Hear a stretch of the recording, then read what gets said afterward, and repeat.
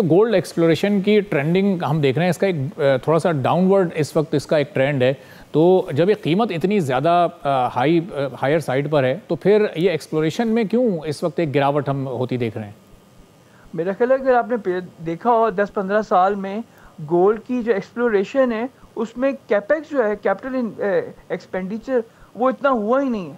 تو وہی جو گولڈ مارکیٹ میں سرکولیٹ کر رہا ہے وہی ایک جگہ سے دوسری جگہ آ رہا ہے. لنڈن سے وہ نیو یارک ٹرانسفر ہو رہا ہے, سوئٹزرلینڈ سے نیو یارک ٹرانسفر ہو رہا ہے, افریقہ سے وہ سوئٹزرلینڈ آ رہا ہے.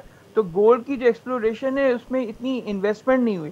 انویسٹمنٹ نہ ہونے کی وجہ سے بھی پرائسز جو ہیں, جو سوفسٹیکیٹڈ اینڈ اسمارٹ انویسٹر ہیں ان کو پتہ ہے کیونکہ اتنی ایکسپلوریشن نہیں ہے, ڈیمانڈ ہائی ہے, سپلائی کم ہے, تو گولڈ کی پرائسز ڈیفینیٹلی اوپر جائیں گی. اور یہ وہی سینیریو 1970s میں ہوا تھا.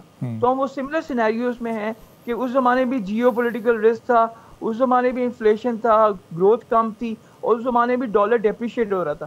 ابھی بھی ڈالر جو ہے وہ اگر آپ دیکھیں سال میں تقریباً 8.5% جو ہے وہ ڈالر نے ڈیپریسیشن کی ہے, اور یہ ڈیپریسیشن مزید ہوگی جب ہم 3rd اور 4th کوارٹر میں جائیں گے. تو شان صاحب ظاہر ہے اگلے 2-3 سال کی یا 4 سال کی فورکاسٹ کرنا تو خاصا مشکل کام ہوتا ہے دنیا کے آج کے سرکمسٹانسز میں, لیکن ہم چونکہ ظاہر پاکستان میں جو ریزروز ہیں اس وقت گولڈ کے وہ میچیور ہوتے ہوتے اتنا ہی عرصہ لگنا ہے, اور ابھی جو ریسنٹ سرمایہ کاری اس وقت ہماری مائنز اینڈ منرل سیکٹر میں خاص طور پر گولڈ اور کاپر کو لے کر ہو رہی ہے, تو وہ بھی بڑی امپورٹنٹ ہے. کتنا امپیکٹ یہ ڈال سکتی ہے, اور جب تک یہ ریزرو میچیور ہوں گے اس وقت تک کیا آپ کو اندازہ ہے قیمت کہاں تک جا چکی ہوگی؟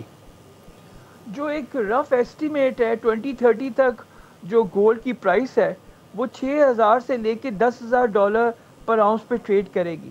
اور جہاں تک پاکستان کے گولڈ اور کاپر اور دوسرے ریزروز کا تعلق ہے ان کو میچور ہونے میں ٹائم لگے گا. Nothing happens overnight. تو میرا خیال ہے جو اوور آل سینٹیمنٹس ہیں سلور کے, گولڈ کے, کاپر کے, ان میں کافی جو ہے بلشنس ہے.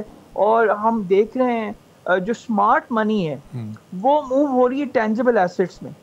جب آپ ٹینجیبل ایسٹس کی بات کر رہے ہوتے ہیں تو آپ ریل اسٹیٹ کی بات کریں, پراپرٹی میں. پوری دنیا میں اس وقت پراپرٹی انویسٹمنٹ جو ہے وہ اوپر ہے.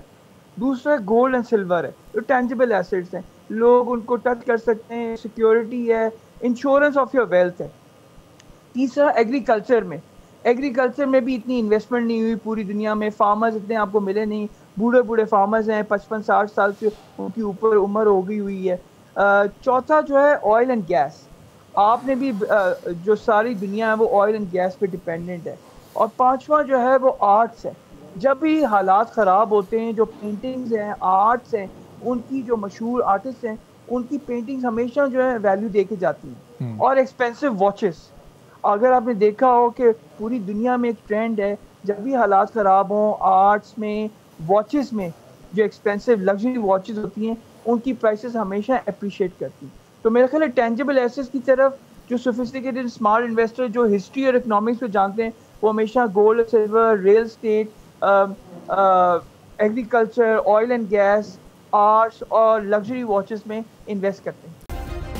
سبسکرائب کریں اور بیل دبائیں تاکہ کوئی خبر رہ نہ جائے.